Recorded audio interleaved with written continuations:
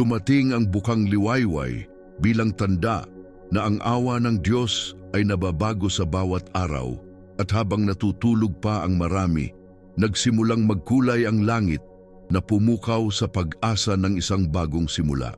Ang eksenang ito, na karaniwan ngunit napakaganda, ay nagtuturo sa atin na walang gabing walang hanggan, walang ganap na kadiliman dahil palaging may Diyos na bumabangon sa atin kasama ang kanyang liwanag.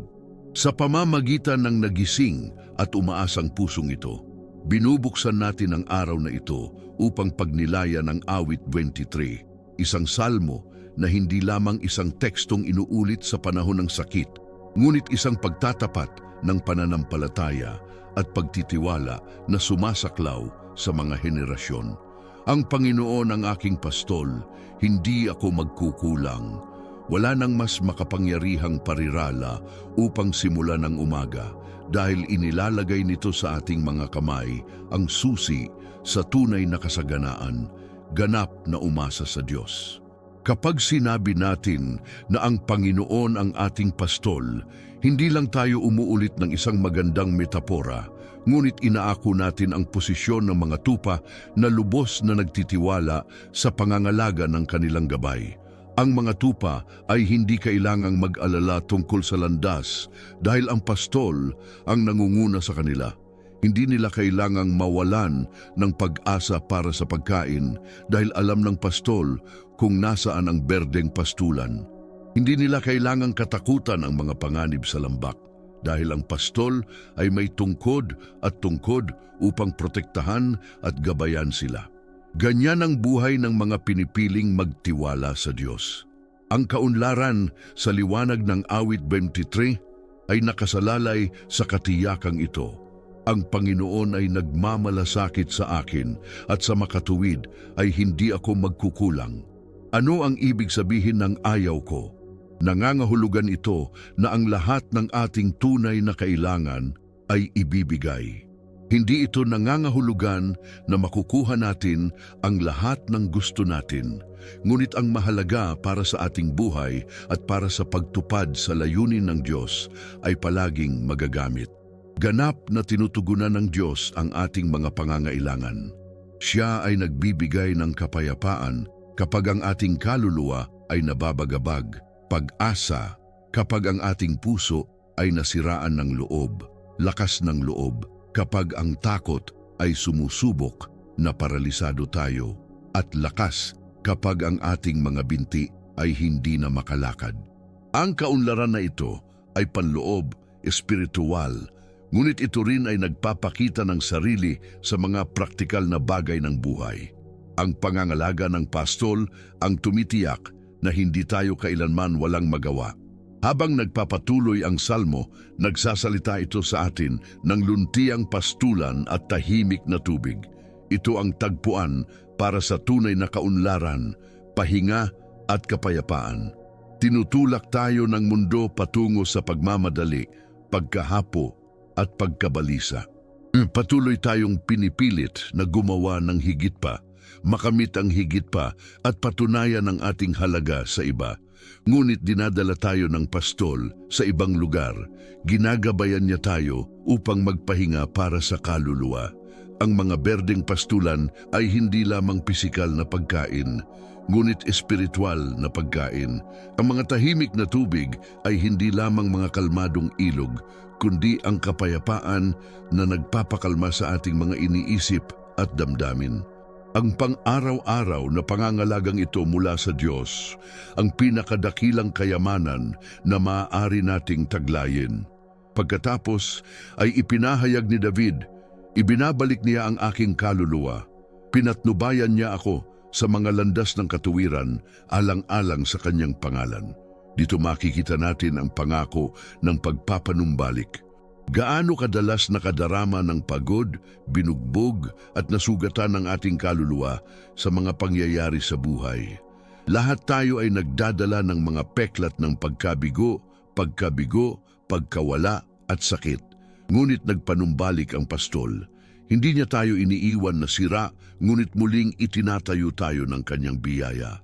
At higit pa rito, ginagabayan niya ang ating mga hakbang sa mga landas ng katuwiran, batid na tayo lamang ang maliligaw.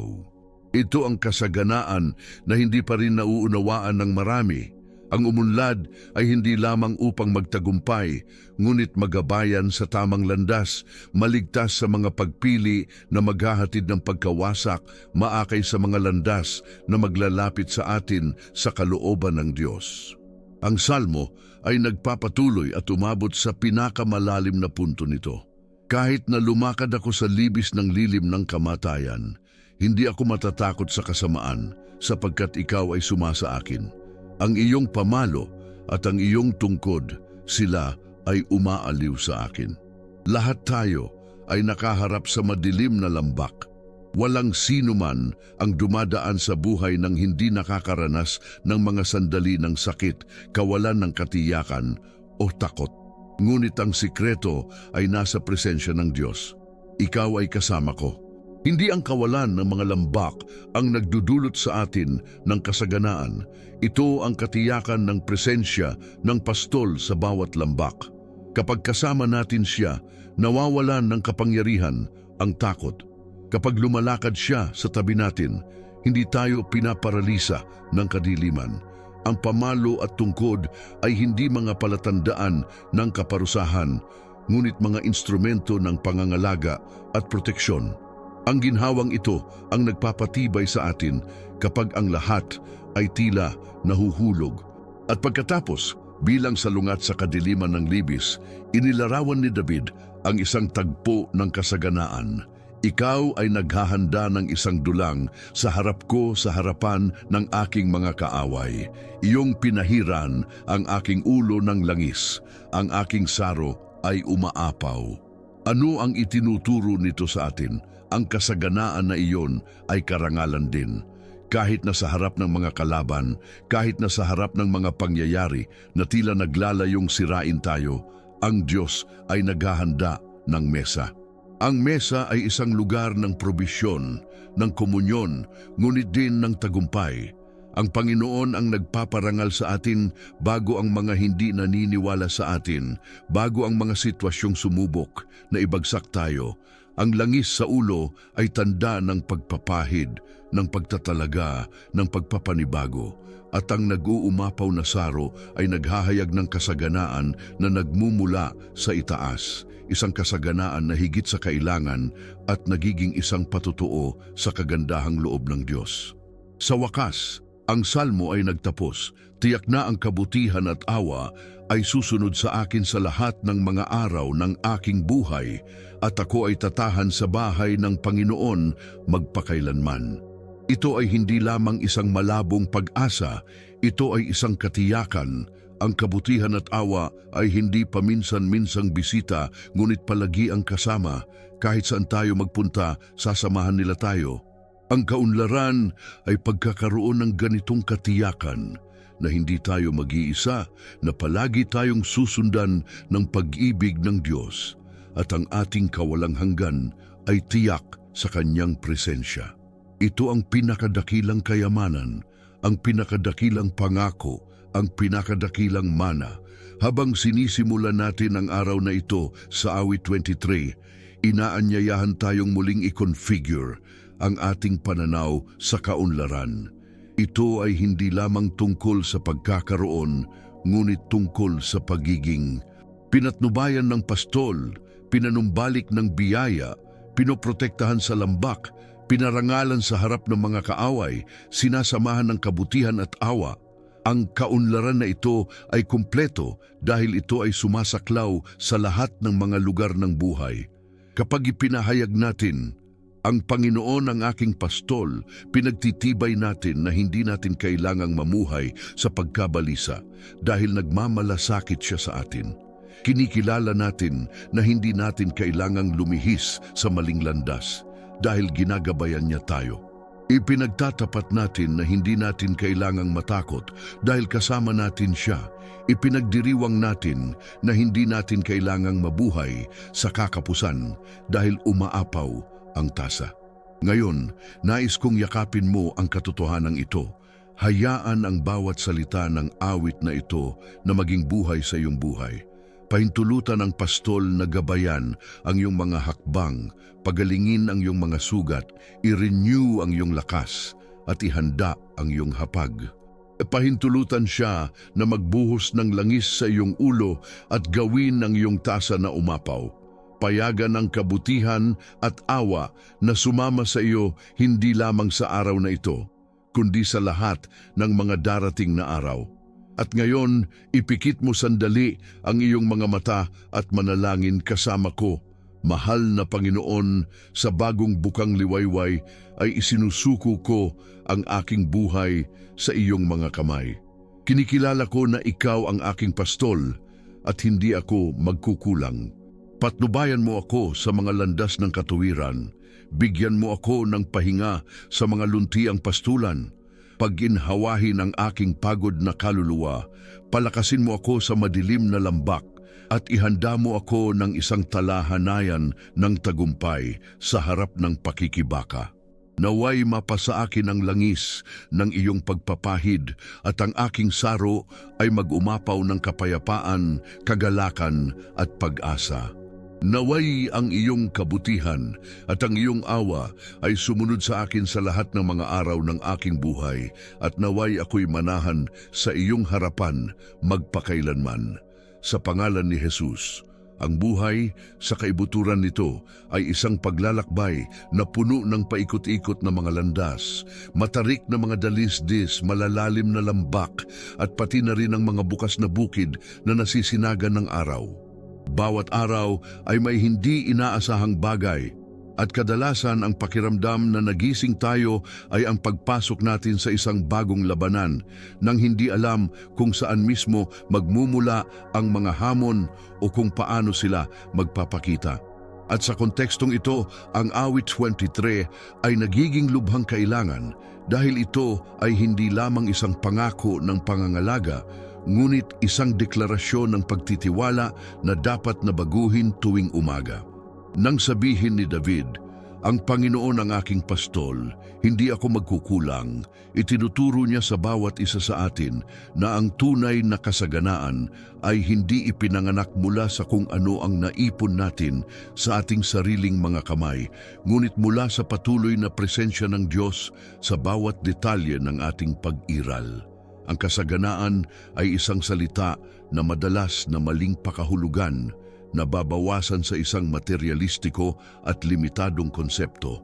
Marami ang naniniwala na ang kasaganaan ay simpleng pagkakaroon ng pera, pagkakaroon ng mga ari-arian, pagkamit ng mga titulo o pagkilala ng iba.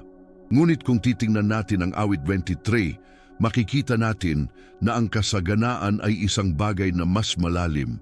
Ito ay namumuhay sa kapayapaan, namamahinga sa pangangalaga ng pastol, pinapanatili ng pag-asa kahit sa madilim na mga araw, alam na ang kabutihan at awa ay laging nasa atin. Ang kasaganaan ay nagigising at nasasabing, "Hindi ako nag-iisa, kasama ko ang Panginoon."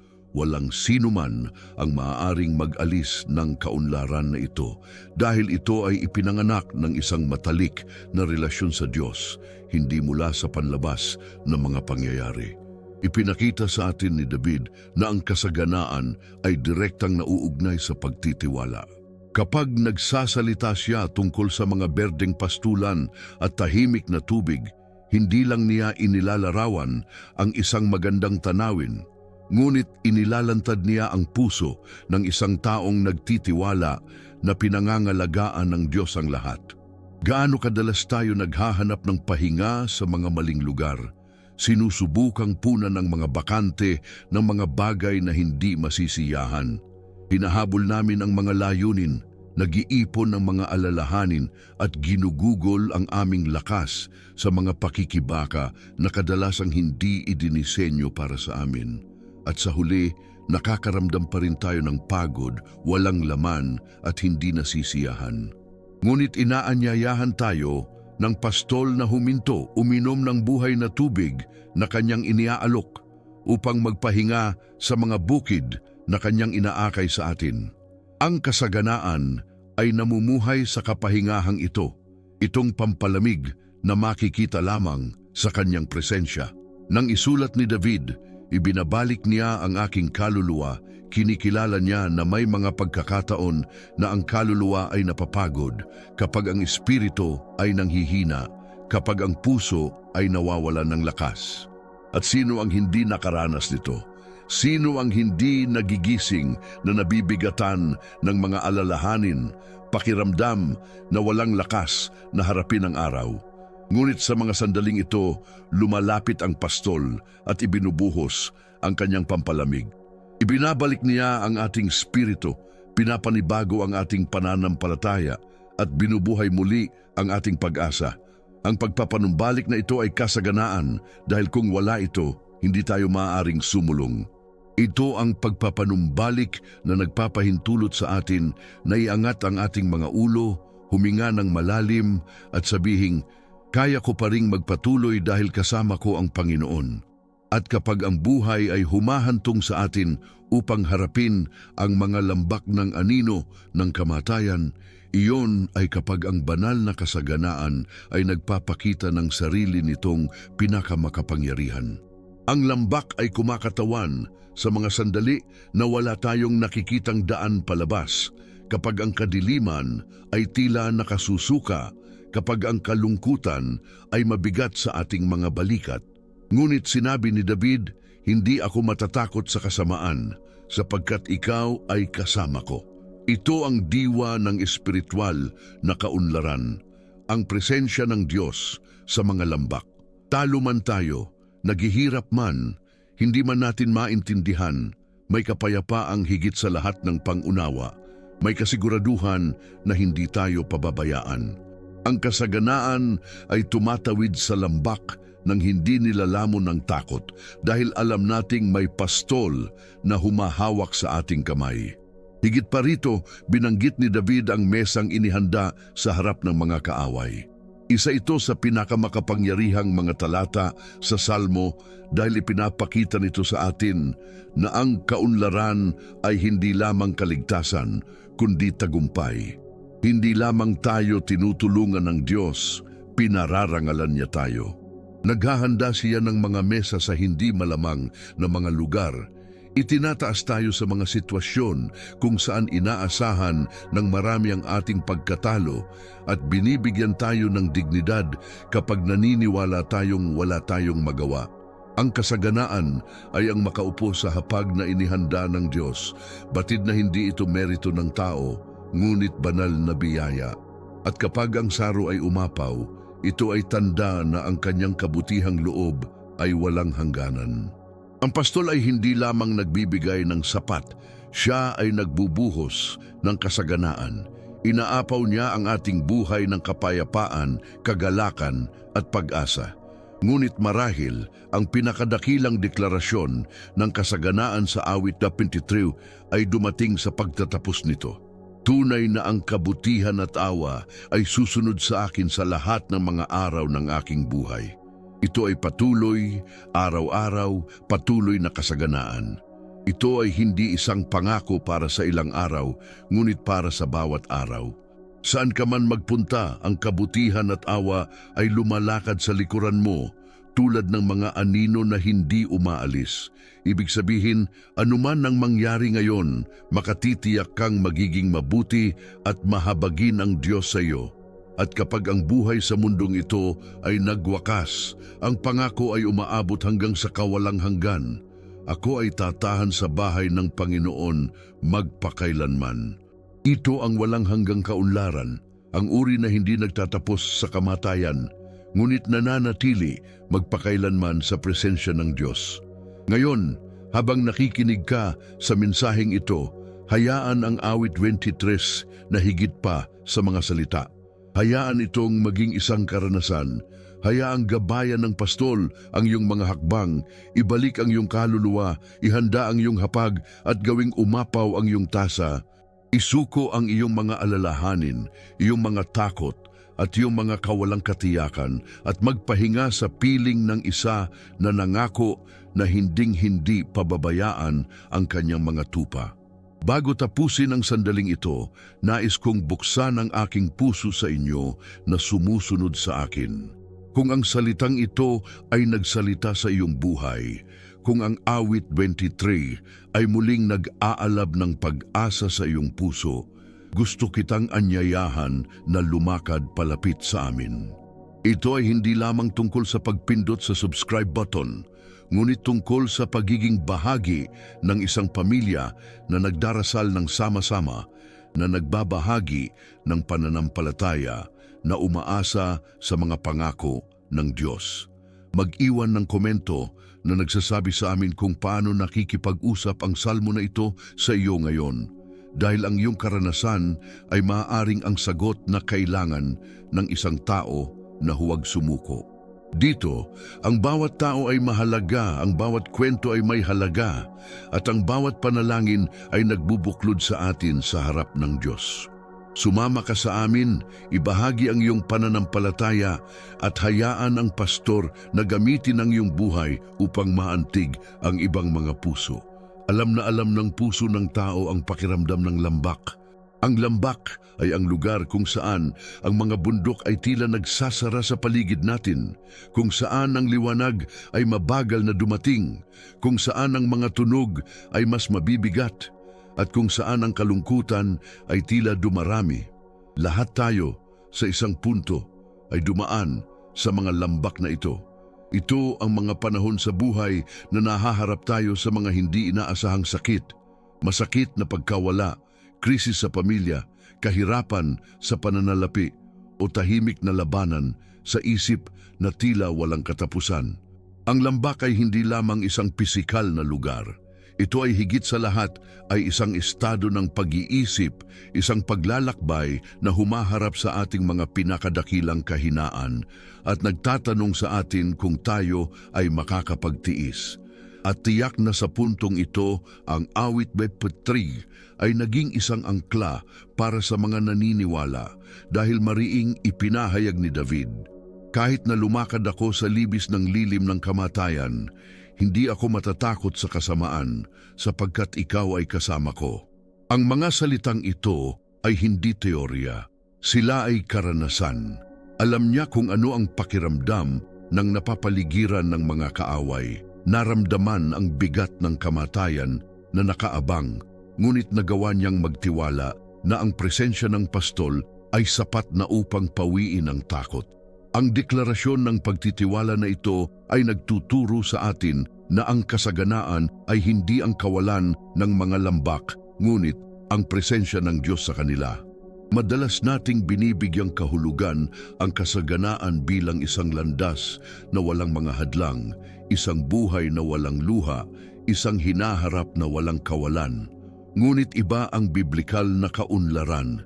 Hindi nito itinatanggi ang pagkakaroon ng lambak, ngunit ginagarantiyahan ang pagsasama ng pastol sa loob nito. Ang presensya ng Diyos ang siyang nagpapabago sa lambak ng anino sa isang lugar ng pag-aaral, pagpapalagayang loob at maging ng tagumpay. Ang kasaganaan ay ang kakayahang lumakad sa kadiliman nang hindi nadadaig ng takot dahil alam nating may pamalo na magpoprotekta sa atin at isang tungkod na gagabay sa atin. Ang tungkod at tungkod ay mga instrumento na ginamit ng pastol hindi lamang para iwasto, kundi pangunahin upang ipagtanggol at aliwin ang mga tupa. Ang pamalo ay nagsilbi upang itakwil ang mga mandaragit at protektahan laban sa papalapit na mga lobo at mababangis na hayop. Ang mga tauhan na may hubog na dulo ay nagsilbi upang hilahin ang tupa pabalik kapag ito ay naligaw sa landas o nahulog sa isang mapanganib na lugar. Parehong, bagamat magkaiba ang tungkulin, ay nagpapakita ng pangangalaga ng pastol. Nang sabihin ni David na inaliw siya ng pamalo at tungkod, sinasabi niya na nakatagpo siya ng katiwasayan sa pagdidisiplina at pangangalaga ng Diyos. Ito ay isang malalim na aral. Ang kasaganaan ay nangangahulugan din ng pamumuhay sa ilalim ng pagtutuwid at proteksyon ng Diyos dahil pinapanatili nila tayong buhay, buo at nasa tamang landas. Itinuturing ng marami ang lambak bilang isang lugar ng pag-abandona, ngunit ipinakikita sa atin ng salmista na doon mismo nahayag ang presensya ng Diyos. Ang sinumang nakaharap sa isang malalim na lambak at nakaranas ng hindi maipaliwanag na kapayapaan na nagmumula sa Diyos, ay alam kung ano ang aking pinag-uusapan. Para bang sa gitna ng pinakamadilim na gabi, isang malumanay na boses ang nagsasabing, "Huwag kang matakot, kasama mo ako." Hindi agad naaalis ng presensyang ito ang problema, ngunit nagdudulot ito ng lakas ng loob na tiisin ito, lakas upang malampasan ito at pag-asa na huwag sumuko. Ang kasaganaan ay ang pagkakaroon ng kapayapaang ito na hindi maibibigay ng mundo at hindi maaring nakawin ng mga pangyayari. Pagkatapos magsalita tungkol sa lambak, binago ni David ang eksena at dinala kami sa isang inihandang mesa. "Maghanda ka ng mesa sa harap ko sa harapan ng aking mga kaaway." Ang imaheng ito ay napakalakas dahil ito ay nagpapakita sa atin ng isang Diyos na hindi lamang nagpapanatili sa atin ng tahimik, kundi nagpaparangal din sa atin sa publiko. Ang talahanayan ay isang simbolo ng provision, ngunit din ng tagumpay. Ang paghahanda ng isang mesa sa harapan ng mga kaaway ay nangangahulugan na kahit na ang lahat ay nagsasabwatan laban sa atin, ang Diyos ay tumatayo bilang host at binibigyan tayo ng isang lugar ng karangalan. Habang hinihintay ng kaaway ang ating pagbagsak, ang pastol ay naghahanda ng pagkain, inilalagay tayo sa hapag at pinaglilingkuran tayo. Ito ay kasaganaan, pinararangalan ng Diyos sa mga sitwasyon kung saan walang inaasahang tagumpay. Itinuturo din sa atin ng inihandang mesa na ang kasaganaan ng Diyos ay hindi limitado sa mga pribadong bagay, ngunit nakikita ang sarili nito. Siyempre, may mga tahimik na pagpapala na walang nakikita, ngunit may mga pagkakataon na pinipili tayo ng Diyos na parangalan bago ang mga nag-alinlangan, nangungutya o umusig sa atin. At kapag ginawa niya ito, hindi ito para pakainin ang ating pagmamataas, kundi para ipakita na ang kanyang katapatan ay mas dakila kaysa sa anumang paratang. Ang hapag na ito ay isa ring lugar ng komunyon dahil hindi tayo nag-iisa. Ang pastol ang nag-aanyaya sa atin, siya ang gumagarantiya ng piging. Ang kasaganaan ay ang makaupo sa hapag ng Diyos na nalalamang walang kulang, na ang tinapay ay sapat, na ang alak ay sagana, at ang kanyang presensya ay ang ating pinakamalaking pagpapakain. Pagkatapos ay binanggit ni David ang langis na ibinuhos sa kanyang ulo. "Pinahiran mo ng langis ang aking ulo." Ang imaheng ito ay nagpapaalala sa kaugalian ng mga pastol na nagpapahid ng langis sa mga tupa upang protektahan sila mula sa mga insekto at parasito na maaaring makalusot sa kanilang mga sugat. Ngunit tumutukoy din ito sa gawa ng pagtatalaga na ginagamit para sa mga hari, propeta at saserdote ng Israel. Ang langis ay isang simbolo ng paghihiwalay, pagbibigay kapangyarihan at pagpili. Kapag pinahiran ng Diyos ang isang tao, sinasabi niya, "Ito ay akin, siya ay nasa ilalim ng aking proteksyon, aking layunin at aking autoridad." Sa pagpapahayag na pinahiran ng langis ng Panginoon ang kanyang ulo ng langis, pinatunayan ni David na ang kanyang kaunlaran ay nagmula sa banal na pagtatalaga, hindi sa pagsisikap ng tao. Ang langis na ito ay mayroon ding praktikal at espiritual na mga epekto. Ito ay nagpoprotekta, nagpapagaling at nagpapanumbalik. Kung paanong ang pastol ay gumamit ng langis upang pagalingin ang mga sugat ng tupa, ibinuhos ng Diyos ang kanyang espiritu sa atin upang pagalingin ang mga sugat ng ating mga kaluluwa, upang protektahan tayo mula sa hindi nakikitang mga pag-atake at upang bigyan tayo ng kapangyarihan na mamuhay ayon sa kanyang layunin. Ang kasaganaan ay nabubuhay na pinahiran, lumalakad sa ilalim ng takip na ito na pinapaalalahanan araw-araw na may layuning higit pa sa ating mga personal na plano. Ang langis ay simbolo rin ng presensya ng banal na espiritu na nagpapalakas, nagbibigay inspirasyon at gumagabay sa atin. Kung wala siya, hindi tayo mabubuhay ng lubusan. Kasama niya maging ang disyerto ay namumulaklak. At kinumpleto ni David ang larawang ito sa pagsasabing, ang aking saro ay umaapaw. Ito ay hindi lamang isang buong tasa, ito ay umaapaw. Ito ang kasaganaan ng Diyos, sagana, mapagbigay, maluho. Ang nag-uumapaw na tasa ay sumisimbolo sa isang buhay na hindi lamang nananatili kundi dumarami. Nangangahulugan ito na ang pangangalaga ng Diyos ay hindi limitado sa mga pangunahing kaalaman, ngunit nakakagulat sa atin ng kasaganaan. Ang kasaganaan ay hindi nabubuhay sa gilid ng kung ano ang sapat. Ito ay nabubuhay sa kasaganaan ng biyaya. Ang kasaganaan na ito ay hindi lamang isinasalin sa material na mga bagay, ngunit sa kapayapaan, kagalakan, pag-asa, layunin, naibalik na mga relasyon at bukas na mga pintuan. Ang nag-uumapaw na saro ay isang palatandaan na ang Diyos ay nagbibigay sa atin ng higit sa lahat ng ating hinihiling o naiisip, dahil ang kanyang kabutihan ay hindi nakakaalam ng sukat ng tao. Ngunit mahalagang maunawaan na ang pag-uumapaw na ito ay hindi lamang para sa atin. Kapag umapaw ang tasa, ito ay dahil may layunin na maaabot ang iba. Ang kasaganaan na nagmumula sa Diyos ay hindi makasarili. Ito ay mapagbigay. Ang tasang umaapaw ay nagbubuhos ng mga pagpapala sa mga nakapaligid sa atin na umaabot sa pamilya, kaibigan, kapitbahay at maging sa mga estranghero.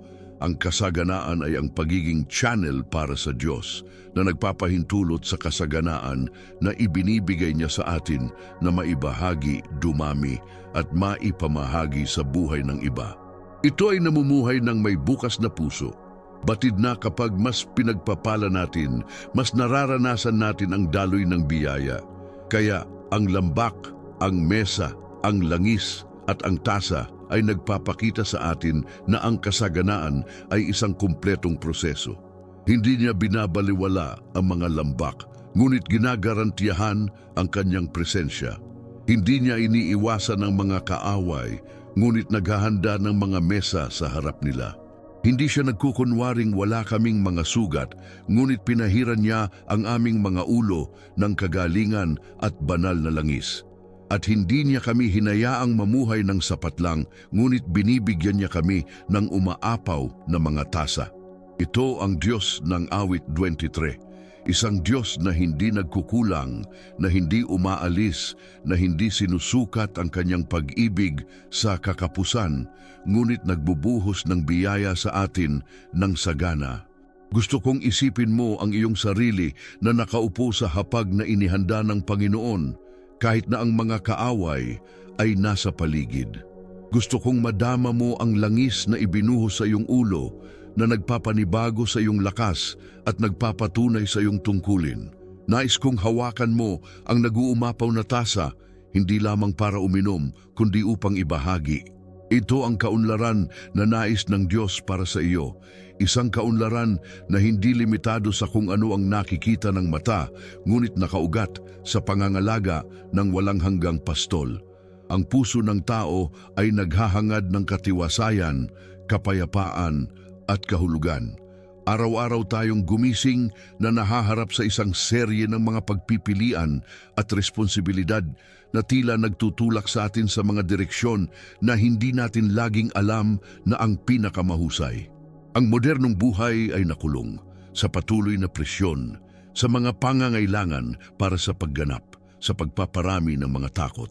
At sa kontekstong ito ay muling lumitaw ang awit 23 bilang isang hindi mauubos na pinagmumulan ng pag-asa. Dahil ito ay nagpapaalala sa atin ng isang bagay na higit pa sa ating lakas, ang katapatan ng pastol. Hindi lamang siya nangako na naroroon. Tinitiyak niya na ang kabutihan at awa ay susunod sa atin araw-araw. Ang pangakong ito ay hindi teoretikal. Ito ay buhay at totoo, at kapag hinayaan natin itong manahan sa ating mga puso, makikita natin ang isang kasaganaan na hindi nasusukat sa barya, ngunit sa kapayapaan, kapahingahan at panloob na katuparan. Ang kaunlaran ay hindi lamang pagkakaroon ng mga pangunahing pangangailangan, ngunit ang pamumuhay na may kamalayan na hindi tayo nag-iisa, na tayo ay may kasamang dalawang hindi mapaghihiwalay na kasama, kabaitan at awa. Ang kabaitan ay nagpapaalala sa atin na ang karakter ng Diyos ay bukas palad, na siya ay hindi lamang nagbibigay ng sapat, ngunit umaapaw sa pangangalaga. Ang awa ay nagpapaalala sa atin na kahit tayo ay nagkakamali, kahit na tayo ay nahulog, kahit na ang ating pananampalataya ay nag-aalinlangan, hindi pa rin niya tayo pinababayaan, bagkus itinataas tayo ng may pagmamahal. Ang pagkakaroon ng dalawang kasamang sumusunod sa atin ay nangangahulugan na saan man tayo magpunta o kung anuman ang ating kaharap, palaging may biyayang makukuha, laging may pagpapatawad, palaging may mga bagong pagkakataon. Ito ang kasaganaan na nagpapanatili sa kaluluwa, ang katiyakan na hindi tayo lalakad ng walang proteksyon, at ang pangako ay hindi nagtatapos sa kasalukuyang buhay na ito. Nang ipahayag ng salmista na siya ay tatahan sa bahay ng Panginoon magpakailanman, siya ay nagsasalita ng isang katotohanan na lumalampas sa panahon. Ang kaunlaran sa banal na tingin ay hindi limitado sa kung ano ang nararanasan natin dito, ngunit umaabot hanggang sa kawalang hanggan. Ang pastol ay hindi lamang umaakay sa atin sa mga landas sa lupa. Siya ang gumagabay sa atin sa walang hanggang tahanan, kung saan wala ng luha, wala ng kirot, kung saan ang pakikipag-isa ay magiging ganap at kung saan ang presensya ng Diyos ay magiging isang palaging liwanag. Ang pananaw na ito ay nagbibigay sa atin ng lakas ng loob na harapin ang bawat paghihirap. Dahil alam natin na ang mga lambak ay panandalian, ngunit ang bahay ng Panginoon ay permanente. Gayunpaman, kailangan nating matutunang ipamuhay ang kaunlaran na ito sa kasalukuyan. Madalas nating tinitingnan ang buhay bilang isang serye lamang ng mga hamon at nakakalimutan natin na ang bawat umaga ay pagkakataon din na maranasan ang kabutihan ng pastol sa bawat detalye. Ang kasaganaan ay nagigising at napagtatanto na ang hangin na ating nilalanghap ay isang regalo. Ito ay nakakakita ng ngiti, nakakarinig ng mabait na salita, nakakaramdam ng kapayapaan sa gitna ng kaguluhan. Ang kaunlaran ay ang pagkilala na ang bawat pagkain, bawat hakbang, bawat pahinga ay nagmumula sa pangangalaga ng Diyos. Ito ay ang pamumuhay ng may pasasalamat, kahit na ang mga pangyayari ay hindi perpekto, dahil alam natin na ang kabutihan at awa ay patuloy na nakapaligid sa atin. Ang kasaganaang ito ay lalong lumilinaw kapag naaalala natin na tayo ay inaanyayahan na ibahagi ito sa iba. Ang tasang umaapaw ay hindi lamang para pawiin ang ating pagkauhaw, kundi pawiin ang uhaw ng mga taong nakapaligid sa atin. Ang langis na ibinuhos sa ating mga ulo ay hindi lamang para paghiwalayin tayo, kundi upang tayo ay gawing instrumento ng kaaliwan at pag-asa sa buhay ng iba. Kapag naunawaan natin ito, ang kasaganaan ay titigil na maging isang bagay na individual at nagiging isang bagay na kolektibo. Tayo ay tinawag na maging mga daluyan ng pagpapala upang ibahagi ang ating natatanggap, upang abutin, magpatawad, magmalasakit. Ito ang kaunlaran na nagbabago sa buong komunidad, dahil ito ay ipinanganak ng mga pusong puno ng presensya ng Diyos. At dito natin naiintindihan ang malaking pagkakaiba ng kasaganaan ng mundo at ng kasaganaan ng pastol. Ang kasaganaan ng mundo ay nagbubunga ng pagkabalisa dahil hindi ito sapat. Palaging marami pang dapat makamit, mas maraming maiipon, mas maraming patunayan. Ang kasaganaan ng pastol, gayon paman, ay nagbubunga ng pahinga. Hindi natin kailangang habulin dahil sinusundan tayo ng kabutihan at awa. We don't need to compete kasi alam naman nating nakahanda na ang porsyon natin. Hindi natin kailangang mamuhay sa paghahambing dahil naiintindihan natin na ang bawat isa ay pinangangalagaan ayon sa perpektong plano ng Diyos. Ang kaunlaran na ito ay malaya sa mabibigat na pasanin dahil ito ay itinatag-uyod ng biyaya. Kapag pinahintulutan natin ang katotohanan ito na tumagos sa ating mga puso, kahit ang mga problema ay tila nawawalan ng timbang. Patuloy kaming humaharap sa mga paghihirap, ngunit alam naming hindi nila tinukoy ang aming kwento. Patuloy kaming nakikipaglaban sa mga takot, ngunit naaalala namin na hindi kami nag-iisa. Patuloy kaming tumawid sa mga lambak, ngunit mayroon kaming kumpanya ng pastol. At sa ating pagbabalik tanaw, makikita natin na ang bawat pagbagsak ay may kasamang mga kamay na nag-angat sa atin. Bawat madilim na gabi ay nililiwanagan ng kislap ng pag-asa. Bawat pagkawala ay sinalubong ng pag-ibig na umaaliw. Ito ang kaunlaran ng Awit 23. Isang kaunlaran na hindi nakasalalay sa mga pangyayari, ngunit sa katapatan ng Diyos. Marahil ngayon ay nararamdaman mong malayo ka sa kasaganaang ito. Marahil ang mga problema sa pananalapi ay mas matimbang kaysa sa pag-asa. Marahil ang mahinang kalusugan ay nakawin ng iyong kagalakan. Marahil ay sumisigaw ng sobrang lakas ang kalungkutan. Ngunit ngayon, nais kong marinig mo ang tinig ng pastol na nagsasabi, "Huwag kang matakot, ako ay kasama mo." Hindi siya nangako ng kawalan ng mga lambak, ngunit nangako siya ng patuloy na presensya. Hindi siya nangako ng walang kaaway, ngunit nangako siya ng mga inihandang mesa. Hindi siya nangako ng buhay na walang sugat, ngunit nangako siya ng langis na nagpapagaling. Hindi lang punong tasa ang ipinangako niya, kundi umaapaw na tasa. Ang kanyang kasaganaan ay totoo, sagana at magagamit kahit na iba ang idikta ng mga pangyayari. At kaya, ngayong umaga, inaanyayahan kitang ilagay muli ang iyong sarili sa harap ng pastol. Isuko sa kanya ang iyong mga alalahanin, iyong mga pagdududa, ang iyong mga pasakit. Hayaang gabayan niya ang iyong mga hakbang, ihanda ang iyong mesa, ibuhos ang mantika at gawing umapaw ang tasa. Hayaan ang kabutihan at awa ay hindi lamang mga konsepto, ngunit nakikitang kasama sa bawat detalye ng iyong araw. Mamuhay ng may katiyakan na ang kasaganaan na nagmumula sa Diyos ay walang katapusan, sapagkat ito ay nagmumula sa puso ng isa na walang hanggan. Kung ang mensaheng ito ay nakarating sa iyo sa isang espesyal na paraan, kung sa tingin mo na ang Awit 23 ay muling nag-aalab ng pag-asa sa iyong puso, nais kong magpaabot ng isang taos-pusong paanyaya. Ang espasyong ito ay hindi lamang isang channel. Ito ay isang pamilya ng pananampalataya na magkasamang lumalakad, nagdarasal ng sama-sama, nagbabahagi ng mga karanasan at lumalago sa piling ng Diyos.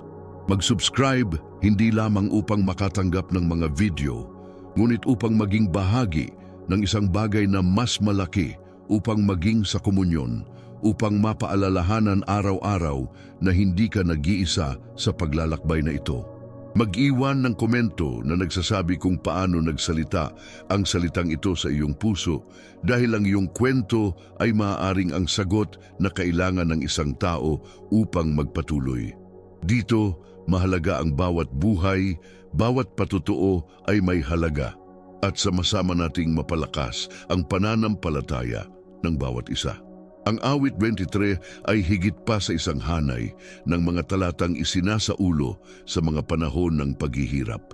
Ito ay isang espiritual na mapa para sa paglalayag ng buhay na may pag-asa at tapang. Ang bawat salita na isinulat ni David ay parang isang susi na nagbubukas ng mga panloob na pintuan na nagpapakita na ang pinakadakilang kayamanan na maaari nating dalhin ay wala sa buong bulsa, ngunit sa mga pusong pinagagapang ng katiyakan ng presensya ng Diyos. At habang pinag-aaralan natin ang mga linya nito, napagtanto natin na mayroong isang kayamanan na higit pa sa anumang makalupang kaunlaran, ang kasaganaan ng kaluluwa, ang uri na nananatiling matatag kahit na ang mga pangyayari ay umuuga. Ang pagdanas ng kaunlaran na ito ay nangangailangan ng isang pangunahing hakbang, pagtitiwala. Ang pagtitiwala sa Diyos ay hindi lamang pagsasabi sa pamamagitan ng ating mga labi na tayo ay naniniwala, ngunit ito ay tunay na pagsuko ng kontrol sa ating buhay. Alam na siya ay nakakakita ng higit sa limitasyon ng ating paningin. Gaano kadalas sa ating pagkabalisa, sinusubukan nating gabayan ang ating sariling mga landas, pumili ng mga shortcut na tila mas mabilis ngunit humahantong sa atin sa mga patay na dulo. Gaano kadalas tayo naniniwala na kung ano ang nasa kamay natin ay sapat na upang suportahan tayo, ngunit sa lalong madaling panahon natuklasan natin na kung wala ang pastol, hindi tayo maaaring magpatuloy. Ang paanyaya ng awit 23 ay tiyak na magpahinga. Hayaan siyang pamunuan tayo, isuko ang ating mga sarili nang walang pag-aalinlangan. Ang pahinga na ito ay hindi pagiging pasibo, ngunit aktibong pagtitiwala. Ito ay paggising tuwing umaga at nagsasabing, Panginoon, gabayan mo ang aking mga hakbang dahil ayaw kong lumakad ng mag-isa. It's facing struggles knowing that even if circumstances dictate otherwise, may nakahanda na mesa, may binuhusan ng mantika, may nag-uumapaw na tasa. Ang pagtitiwala na ito ay nagbibigay sa atin ng lakas ng loob na tumawid sa mga lambak dahil alam nating ang pamalo at tungkod ay nariyan upang aliwin tayo. Nagbibigay ito sa atin ng kababaang loob na kilalanin na hindi tayo sapat sa sarili, ngunit umaasa tayo sa banal na pangangalaga sa bawat detalye. At nagbibigay din ito sa atin ng pasasalamat dahil ang bawat araw ay nagiging pagkakataon upang makita ang kabutihan at awa sa pagkilos. Ang kabutihan ng Diyos ay hindi lamang ipinakikita sa mga dakilang himala, kundi sa mga simpleng detalye na madalas nating nalilimutan. Ito ang pintuan na nagbubukas sa tamang sandali, ang pagkakaibigang dumarating sa panahon ng kalungkutan, ang salitang umaaliw kapag ang ating mga puso ay nagdurusa. Ang awa naman ay umaabot sa atin kapag tayo ay nabigo, kapag tayo ay nagkamali, kapag tayo ay naliligaw. Ang yakap na tinatanggap tayo pabalik, ang pagpapatawad na nagpapalaya sa atin, ang pagkakataong magsimulang muli.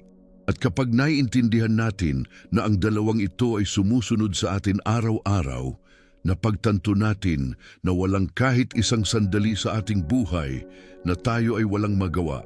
Ito ang kasaganaan na hindi nauunawaan ng mundo.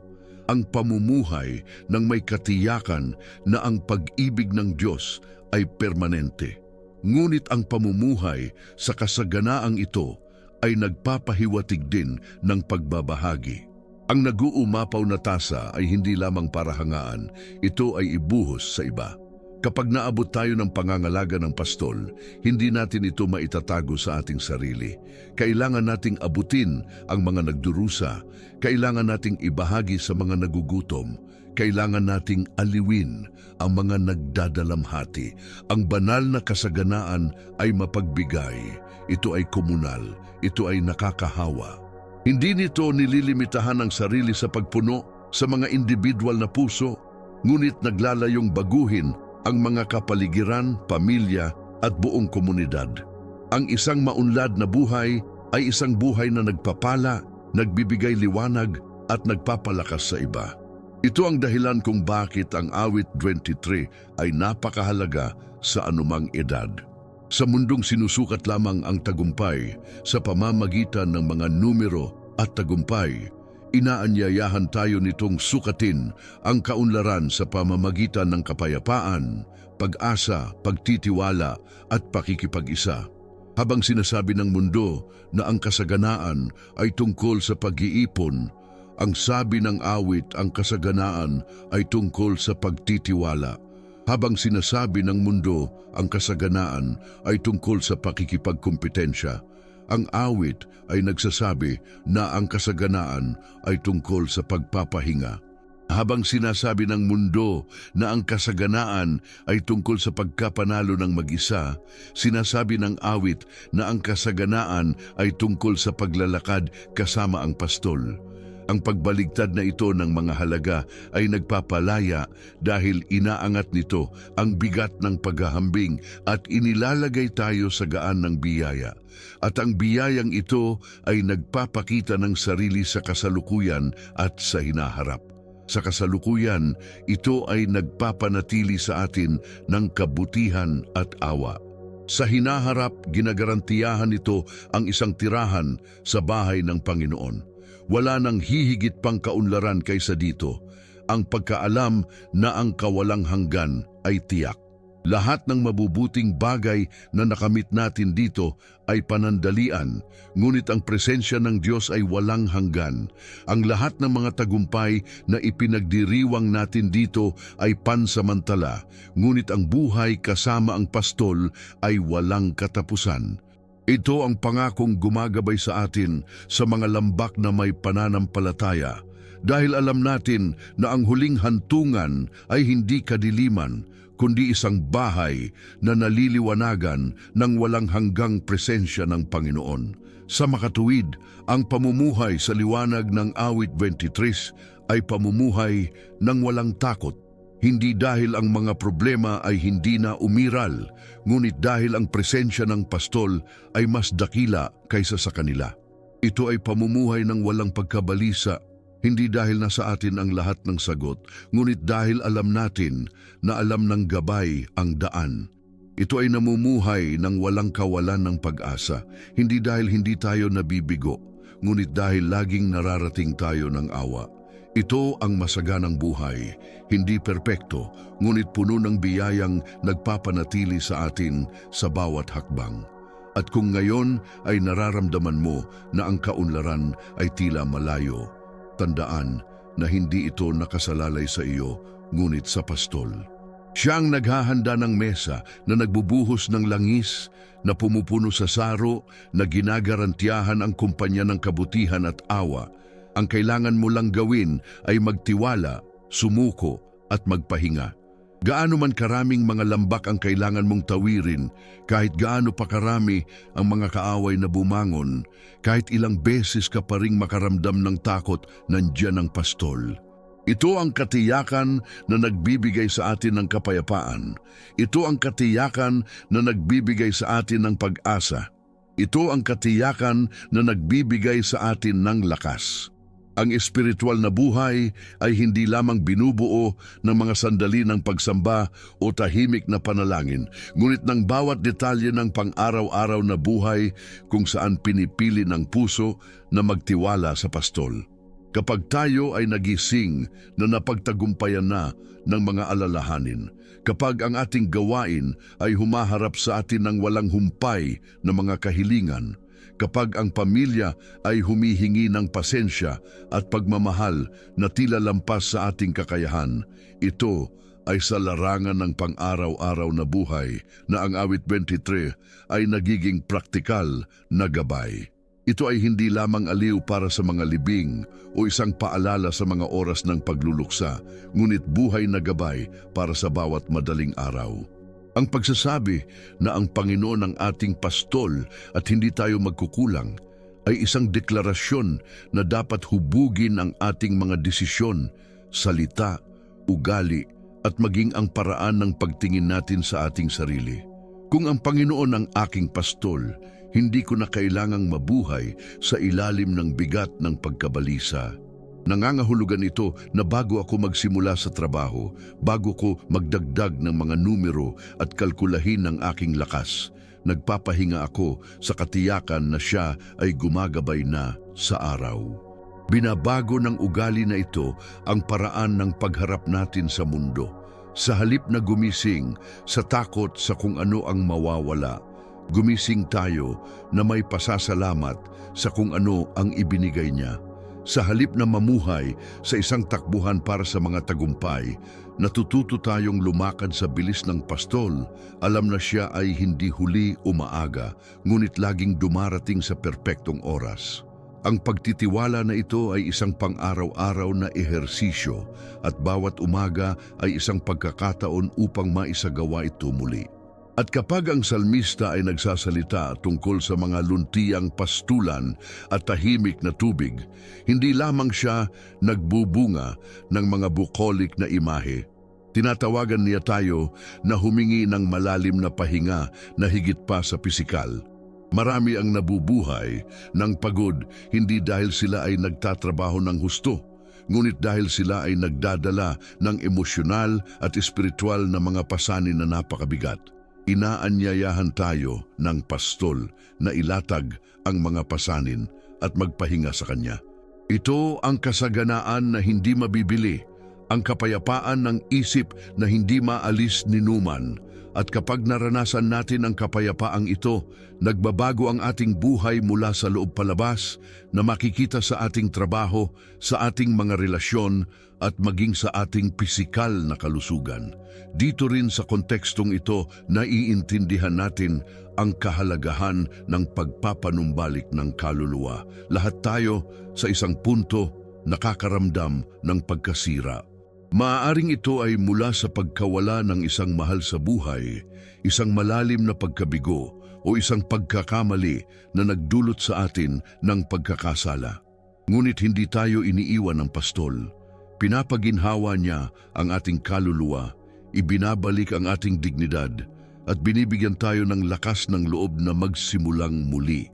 At ang bagong simulang ito ay hindi lamang tungkol sa pagbabalik sa kung ano tayo dati, kundi tungkol sa pagsulong sa isang bagong bagay. Ang kasaganaan ay ibinabalik sa mga lugar na natutulog. Ito ay nangangarap muli pagkatapos na mawalan ng pag-asa. Ito ay naghahanap ng layunin sa gitna ng kaguluhan. Kapag ang lambak ng anino ng kamatayan ay lumalapit, naaalala natin na ang kaunlaran ay hindi ang kawalan ng kadiliman, ngunit ang pagkakaroon ng pagsasama. Napakatotoo ng presensyang ito na ganap nitong binabago ang paraan ng pagharap natin sa mga paghihirap. Ilan ang nakasaksi na sa kanilang pinakamasamang sandali ay nakadama sila ng hindi maipaliwanag na kapayapaan. Ito ang presensya ng pastol. Ang kapayapaang ito ay hindi nag-aalis ng sakit, ngunit nagbibigay ito ng kahulugan. Hindi nito pinupunasan ng mga luha, ngunit binabago ang mga ito sa mga binhi ng pag-asa. Ang kasaganaan ay tumatawid sa lambak na may katiyakan na ang bawat hakbang ay sinasabayan ng pamalo at tungkod ng pastol. At kaya pumunta kami sa inihandang mesa, ang ibinuhos na langis, ang umaapaw na tasa. Ang mga simbolong ito ay nagpapaalala sa atin na ang Diyos ay hindi pastol ng kakapusan, ngunit ng kasaganaan. Hindi lang niya tayo binibigyan ng pinakamababa para mabuhay. Pinararangalan niya tayo sa harap ng ating mga kaaway. Pinahiran niya tayo ng kanyang espiritu at pinaapaw niya ang ating buhay. Ang kasaganaan na ito ay hindi pagmamayabang kundi patotoo. Kapag nakikita ng iba ang ating kapayapaan sa gitna ng unos, kapag nakikita nila ang ating pagiging bukas palad sa gitna ng kahirapan, kapag napagmamasdan nila ang ating pag-asa sa gitna ng kawalan, nakikita nila ang saro na umaapaw. Ito ang kaunlaran, ang pamumuhay sa paraang ang iba ay naaabot ng umaapaw na biyaya sa loob natin. Ngunit marahil ang pinakamalalim na bahagi ay ang pangako na ang kabutihan at awa ay susunod sa atin araw-araw. Nangangahulugan ito na walang isang araw na tayo ay naiwang walang takip. Walang malungkot na Lunes, walang inabandonang Biyernes, walang nakalimutang Linggo. Ang bawat araw ay sinasamahan ng kabutihan na nagbibigay sa atin ng hindi nararapat sa atin at ang awa na nag-iingat sa atin kung ano ang nararapat sa atin. Ang pangakong ito ay nagpapahintulot sa atin na mabuhay ng walang takot sa hinaharap dahil alam natin na ang bawat bagong bukang liwayway ay pinapanatili ng katapatan ng Diyos. At sa wakas, ang katiyakan ng paninirahan sa bahay ng Panginoon magpakailanman ay nagpapaalala sa atin na ang kaunlaran ay higit pa sa kasalukuyan. Ang lahat ng nakamit natin dito ay panandalian, ngunit ang walang hanggang presensya ng Diyos ang ating tiyak na pamana. Pinipigilan tayo ng pag-asa na ito na maubos ng kawalan ng pag-asa dahil alam natin na ang katapusan ng paglalakbay ay hindi ang lambak kundi ang bahay ng pastol. Ito ay hindi kadiliman, ngunit walang hanggang liwanag. Ito ay hindi kawalan, ngunit ganap na komunyon. Ito ang kasaganaan na hindi mabibili ng kahit anong halaga, ang walang hanggan kasama ang Diyos. Ang buhay ay isang landas na nagdadala sa atin sa mapayapang kapatagan, ngunit sa madilim na lambak din.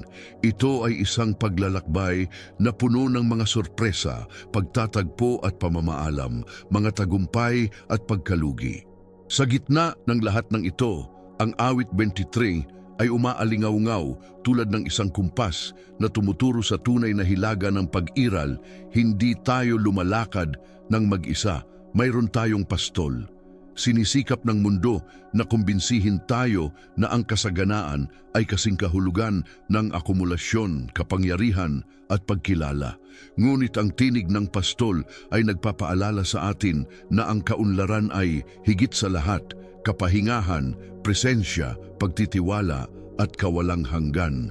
Ito ang dakilang aral. Ang kasaganaan ay nabubuhay sa bawat araw na nalalamang wala tayong pagkukulang dahil nasa atin ang Panginoon. Ang kamalayan na ito ay nagbabago sa lahat. Kapag nagising tayo na may ganitong katiyakan, ang mga alalahanin ay hindi nawawala. Ngunit nawawala ang kanilang kapangyarihan upang mangibabaw sa atin. Kapag tayo ay nakaharap sa mga lambak, sila ay nananatiling madilim, ngunit hindi na nila tayo tinatakot sa parehong paraan dahil nararamdaman natin ang kamay na gumagabay sa atin. Kapag lumitaw ang mga kaaway, hindi sila tumitigil sa pag-iral, ngunit kami ay iniimbitahan na maupo sa hapag na nakaharap sa kanila. Kapag nasugatan tayo ng buhay, hindi tayo tumitigil sa pagdurugo, ngunit ang langis ng pastol ang nagpapagaling sa ating mga sugat. Kapag ang kakapusan ay tila pumapalibot sa atin, hindi tayo tumitigil sa pagkakaroon ng mga pangangailangan, ngunit ang umaapaw na saro ay nagpapaalala sa atin na ang Panginoon ay bukas palad. At kapag nalalapit na ang kamatayan, hindi tayo tumitigil sa pagkatakot dito, ngunit nakatagpo tayo ng kaaliwan sa pangakong mananahan sa bahay ng Panginoon magpakailanman. Ito ang sikreto sa tunay na kaunlaran, hindi ang kawalan ng mga problema, kundi ang presensya ng Diyos sa bawat detalye. Nagagawa nitong lumingon at mapagtanto na sa bawat mahirap na sandali, may kabutihan at awa na sumusunod sa atin. Ito ay umaasa at alam na ang ating patutunguhan ay hindi kawalan ng pag-asa, ngunit ang ating walang hanggang tahanan. Tinitingnan nito ang loob at nararamdaman na kahit sa gitna ng mga sugat, nagaganap ang paggaling. Nakatingin ito sa labas at napagtatanto na kahit sa gitna ng mga kaaway, ang mga talahanayan ay nakatakda. Ang kasaganaan ay isang lente na nagbabago sa paraan ng pagtingin natin sa buhay. Dahil inilalagay tayo nito na naaayon sa pastol na hindi nabibigo. Ang katotohanan ito ay kailangang ilapat sa bawat bahagi ng ating buhay. Sa tahanan, ang kasaganaan ay nangangahulugan ng paglinang ng kapayapaang nagmumula sa Diyos kahit na sa gitna ng tunggalian. Sa trabaho, ang kasaganaan ay nangangahulugan ng pagkilos, ng tapat at pagtitiwala na ang kabuhayan ay nagmumula sa Panginoon kahit na ang bilang ay tila salungat. Sa kalusugan, ang kasaganaan ay nangangahulugan ng pangangalaga sa katawan. Alam na ito ay templo ng Espiritu, ngunit nagpapahinga rin sa katiyakan na ang pastol ay ang manggagamot ng kaluluwa. Sa mga relasyon, ang kasaganaan ay nangangahulugan ng pagpapatawad, pagtanggap at pag-abot, dahil iyan ang itinuro sa atin ng pastol. Ang kasaganaan ay hindi lamang isang estado ng pagkatao, ngunit isang pang-araw-araw na gawain, isang paraan ng pamumuhay na ginagabayan ng presensya ng Diyos. At dahil ito ay pang-araw-araw na gawain, ang awit 23 ay nagiging gabay sa bawat umaga. Sa paggising, maaari nating ulitin, ang Panginoon ang aking pastol, hindi ako magkukulang. Ang pariralang ito na sinabi sa panalangin ay tulad ng isang selyo sa ating mga puso na nagpapaalala sa atin na anuman ang idulot ng araw, mayroon na tayong lahat sa Diyos.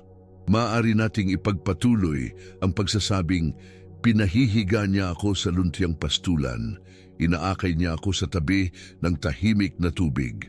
At kasama nito, isinusuko namin ang aming mga alalahanin, humihingi ng kapahingahan at kapayapaan. Maaari nating ipagtapat, kahit na lumakad ako sa libis ng lilim ng kamatayan, hindi ako matatakot sa kasamaan, sapagkat ikaw ay kasama ko. At kaya harapin natin ang ating mga takot. Maaari nating ipahayag, ikaw ay naghahanda ng isang dulang sa harap ko, sa harapan ng aking mga kaaway. Iyong pinahiran ng aking ulo ng langis, ang aking kopa ay umaapaw. At naaalala natin ang kasaganaan at karangalan na nagmumula sa Panginoon. At sa wakas, makakapagpapahinga tayo sa katiyakan. Ang kabutihan at awa ay susunod sa akin sa lahat ng araw ng aking buhay, at ako ay mananahan sa bahay ng Panginoon magpakailanman. Ito ang panalangin na tumatatak sa araw at nagbibigay sa atin ng lakas ng loob na harapin ang lahat. Sa pagtatapos ko sa pagmumuni-muni na ito, nais kong matanto mo na ang kaunlaran ay hindi isang bagay na malayo o hindi makakamit. Ito ay magagamit na dito at ngayon, sa simpleng katotohanan na mayroon tayong Panginoon bilang ating pastol. Bawat hininga ay patunay nito, bawat bukang liwayway ay kumpirmasyon, bawat detalye ng buhay ay patotoo. Huwag maghintay para sa mga dakilang palatandaan upang makilala ang kasaganaan. Tumingin sa paligid at tingnan na ang pastol ay nagmamalasakit sa iyo sa mga bagay na maliit at malaki. Siya ay hindi kailanman nabigo at hindi kailanman. Mahal na Panginoon, ngayong umaga ay nilalagay ko sa iyo ang aking buhay, ang aking pamilya, ang aking mga pangarap at ang aking mga paghihirap. Kinikilala ko na ikaw ang aking pastol at hindi ako magkukulang. Akayin mo ako ngayon sa luntiang pastulan, patnubayan mo ako sa tabi ng tahimik na tubig at ibalik mo ang aking kaluluwa. Kung ako ay dumaan sa madilim na mga libis, huwag akong matakot, sapagkat alam kong ikaw ay kasama ko. Naway ang iyong tungkod at ang iyong tungkod ay umaliw sa akin, naway ang iyong hapag ay maihanda sa harap ko, naway ang langis ng iyong pagpapahid ay mapasa aking ulo, at ang aking saro ay umapaw sa iyong kasaganaan.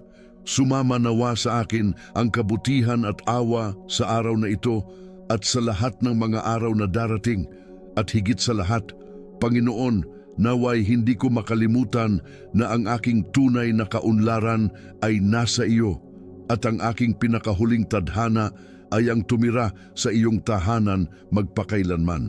Isinusuko ko ang araw na ito, ang buhay na ito, at ang pusong ito sa iyo, sa pangalan ni Jesus. Amen.